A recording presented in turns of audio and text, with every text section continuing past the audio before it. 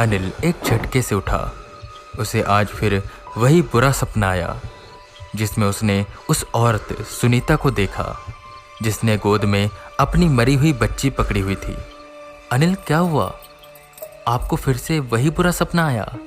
उसकी पत्नी निर्मला साथ में उठते हुए कहती है और उसकी ओर पानी का ग्लास करती है। हाँ निर्मला, ये बुरे सपने पता नहीं क्यों आ रहे मुझे, परेशान होते हुए अनिल ने कहा। उसने अपनी पत्नी को ये नहीं बताया था कि उसे कैसे सपने दिखाई देते हैं। उसने बस ये बताया था कि उसे कुछ बुरे सपने आते हैं। अनिल पेशे से एक डॉक्टर था और नोएडा में अपनी छोटी सी फैमिली जिसमें वो, उसकी पत्नी निर्मला और उनका 8 साल का बेटा यश था।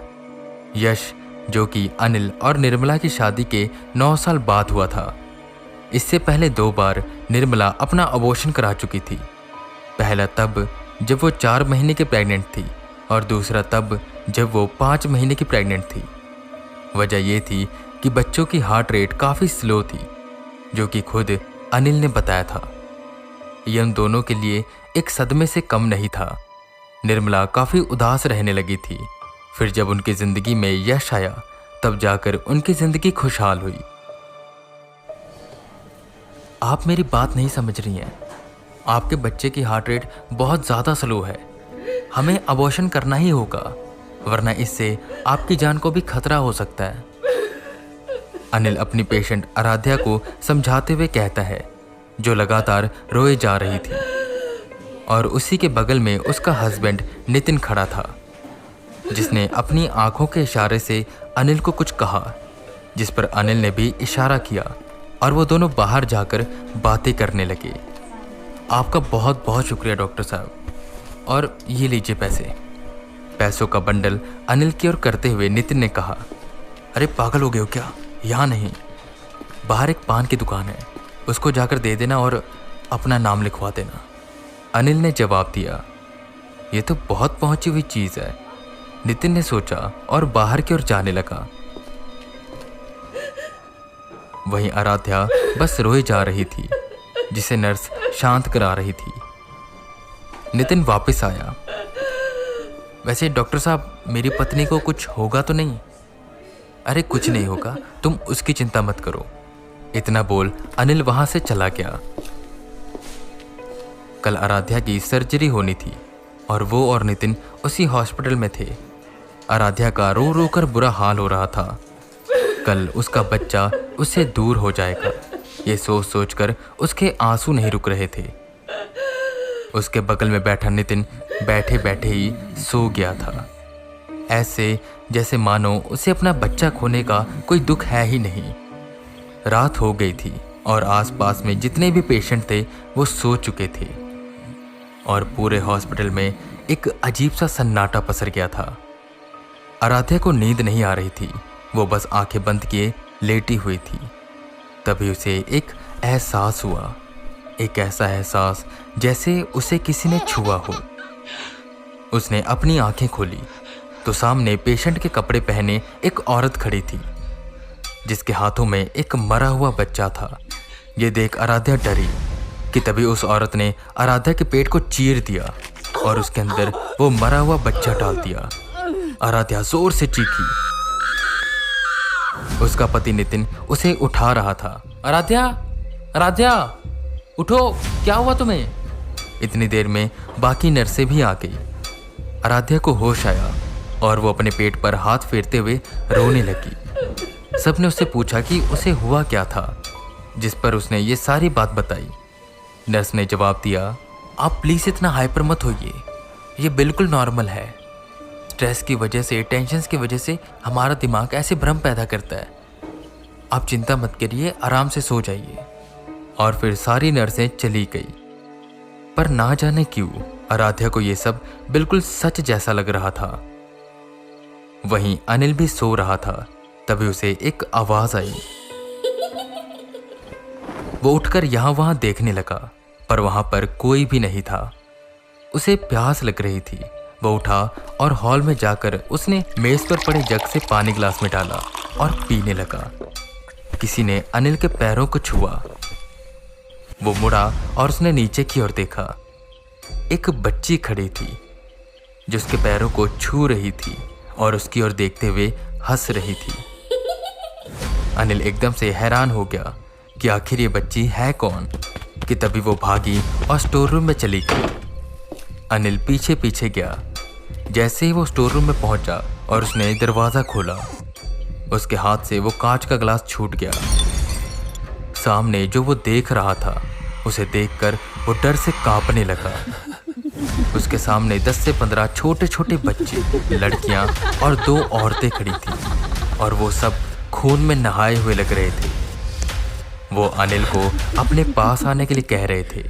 अनिल पलटा और अपने रूम की ओर भागने लगा कि उस बच्ची ने उसका पैर पकड़ा और उसे अंदर की ओर खींचने लगी।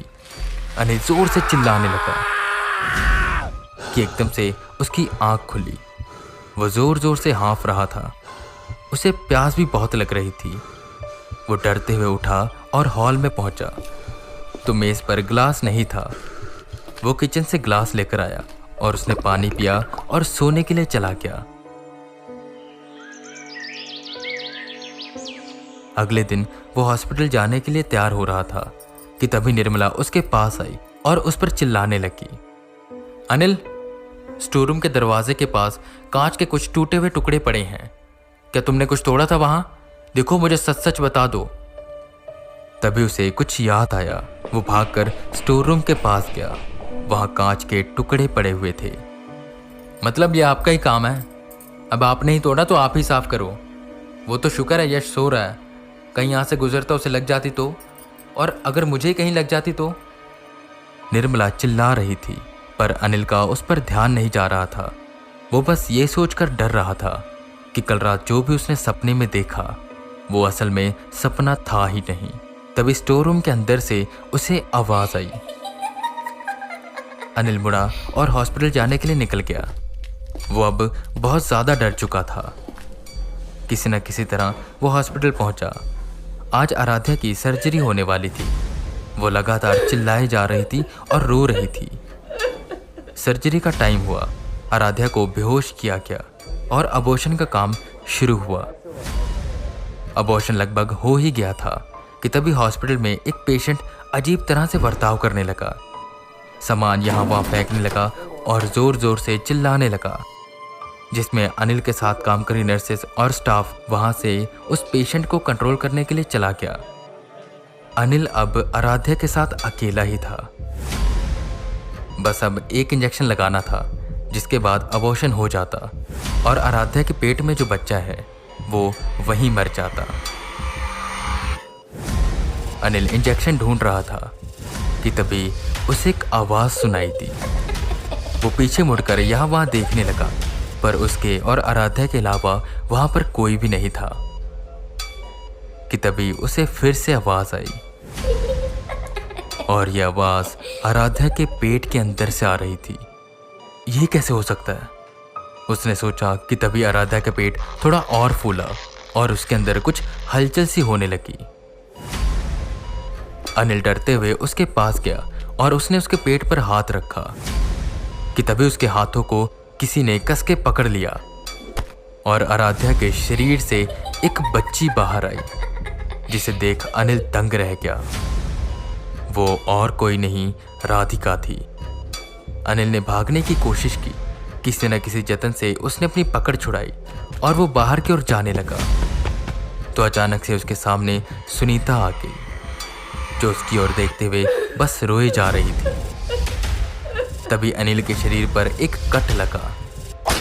अब तुझे पता लगेगा, जब किसी को काटते हैं, किसी को मारते हैं तो उसे कितना दर्द महसूस होता है, सुनीता ने कहा।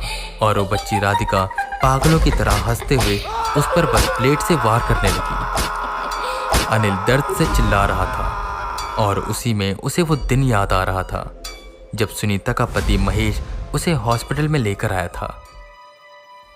डॉक्टर साहब, क्या है? लड़की है। लड़की है? आप गिरा दीजिए, मुझे लड़की नहीं चाहिए और आप सुनीता को कोई बहाना लगा देना। ये सुनकर अनिल भी परेशान हुआ था, इसलिए नहीं कि कोई उसे बच्ची गिराने के लिए कह रहा है। अब तक उसने बहुत सी बच्चियां गिराई थी वो भी अलग अलग बहाने देकर। पर यह वैसा केस नहीं था, क्योंकि सुनीता 6 महीने की प्रेग्नेंट थी और इस समय बच्चे का अबॉर्शन करवाना सेफ नहीं था। इससे मदर की भी जान खतरे में आ सकती थी। पर उसका पति महेश बार बार कह रहा था कि आप अबॉर्शन कर दो, चाहे पैसे और ज्यादा ले लो। अनिल ने उसे 1-2 बार समझाया, पर वो नहीं माना और पैसे वो ज्यादा दे रहा था, तो अनिल अबॉर्शन को मान गया। सुनीता हमेशा कहती थी कि मुझे एहसास होता है कि मेरे पेट में एक बच्ची है, और उसने उसका नाम भी रखा था राधिका।